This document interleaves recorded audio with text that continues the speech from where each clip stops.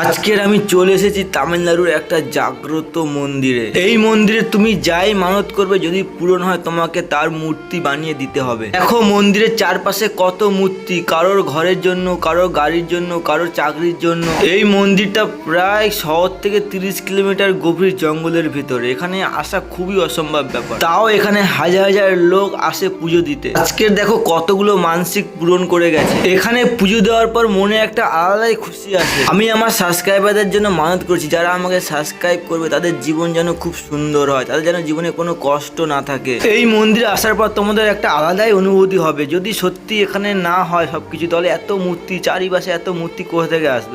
আমি তামিলনাড়ুতে এসে নতুন ইউটিউব চ্যানেল ওপেন করেছি, তোমরা প্লিজ একটু সাবস্ক্রাইব করে পাশে থাকবে। তোমরা সাপোর্ট না করলে বলো কে সাপোর্ট করবে? বাঙালি হয়ে যদি বাংলাকে সাপোর্ট না করো, তাহলে তো বাইরের লোক আরও সাপোর্ট করবে না। প্লিজ একটা সাবস্ক্রাইব করে পাশে থাকবে। ভগবান যেন আমার সাবস্ক্রাইবারদের জীবন অনেক সুন্দর হয়।